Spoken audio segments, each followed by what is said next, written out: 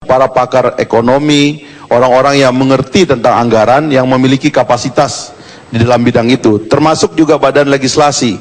Kita keluarkan dia dari pekerjaan teknis, ya, anggota dewan, supaya dia menjadi law center, dia menjadi legal council, pusat pembuatan undang-undang yang profesional. Partai apapun yang masuk ke DPR, tetapi pakar-pakar hukum yang paling hebat itu ada di situ, diberikan gaji yang memadai, lebih besar dari gajinya di tempat lain, agar produk undang-undang yang kita buat adalah undang-undang yang terbaik yang ada di dunia ini, gitu. Sebab negara dengan kapasitas yang baik adalah negara yang undang-undangnya baik juga. Kalau negara memproduksi undang-undang yang jelek, maka negara itu dengan sendirinya dia ambruk. Ini concern kepada teks. Saya sering berseloroh, teks yang kita percaya dikeluarkan oleh Tuhan saja sering membuat kita bersengketa. Apalagi teks yang dibuat oleh manusia. Karena itulah manusia secara terus-menerus harus memperbaiki caranya membuat teks. Sebab itu adalah awal dari sengketa kita. Itu yang pertama. Yang kedua, yang disebut tadi oleh Bang Todung, institusi, ya, terutama institusi penegak hukum itu memang harus kita bikin terbuka dan transparan, ya. Kami sering mengatakan, waktu itu kita ngobrol sama Pak Prabowo, beliau tanya, kira-kira bagaimana ini kita memberantas korupsi ini?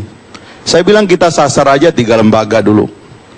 Yang pertama lembaga politik, ya, terutama DPR, DPRD. Yang kedua itu adalah lembaga penegakan hukum. Yang ketiga birokrasi.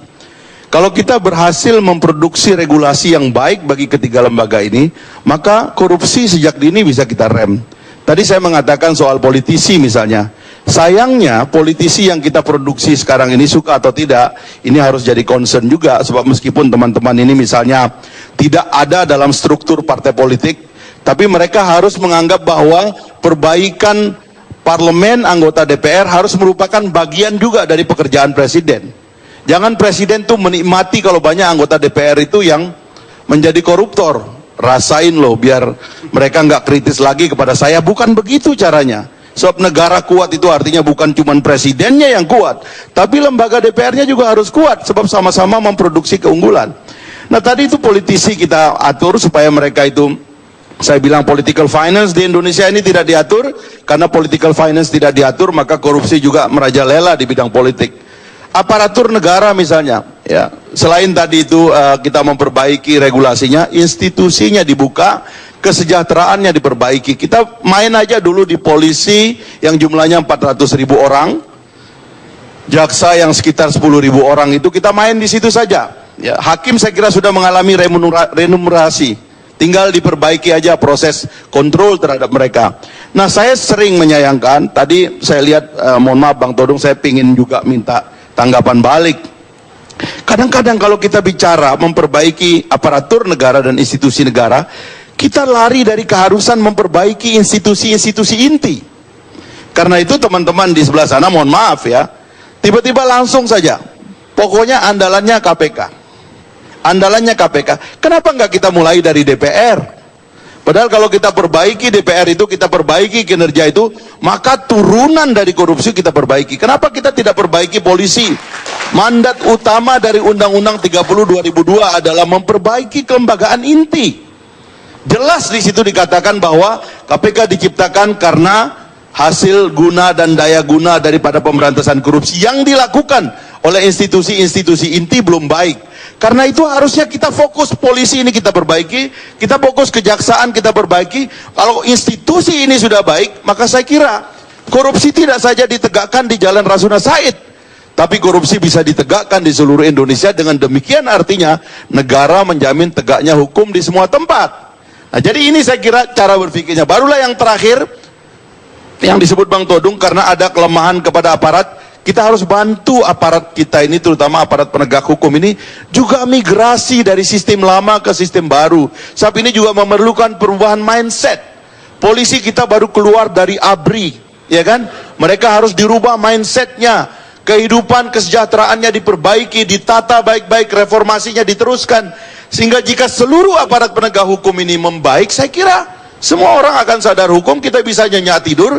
Sebab kemudian yang menanggung pemberantasan hukum itu atau penegakan hukum itu tidak saja dilakukan oleh satu dua institusi negara, tapi seluruh institusi negara bekerja secara baik.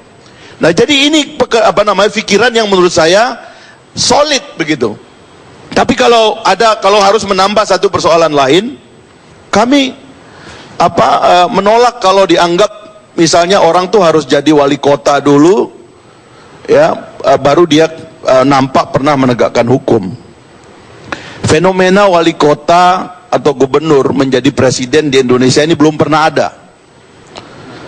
Tapi kalau bekas jenderal, ya, itu sudah banyak contohnya, gitu, ya kan, sudah banyak contohnya.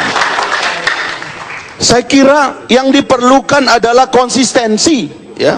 Kenapa kami misalnya mendukung Pak Prabowo, Pak Hatta? Karena pada diri Pak Prabowo ada konsistensi, recordnya itu memang konsisten.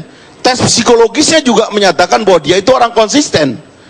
Orang yang tidak konsisten tidak bisa dia menegakkan hukum, karena dia berubah-ubah, gitu.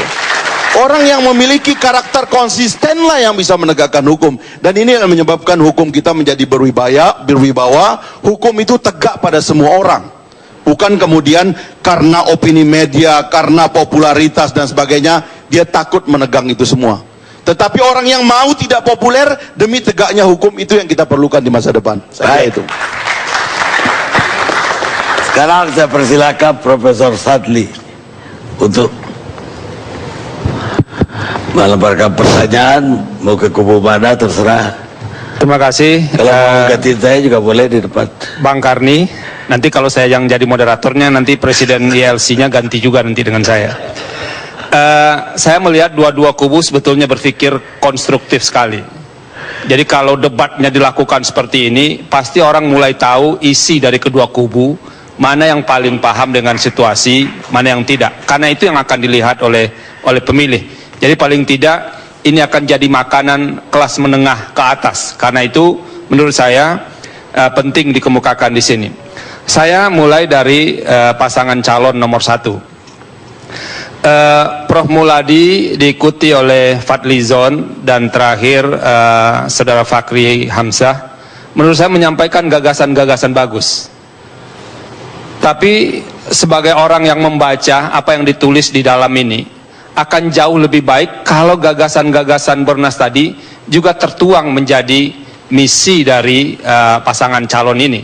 Paling tidak kita bisa melihat nanti, oh ini yang dibicarakan di Indonesia Lawyers Club tertuang di sini dan bisa menjadi pegangan kita bersama nanti ke depan.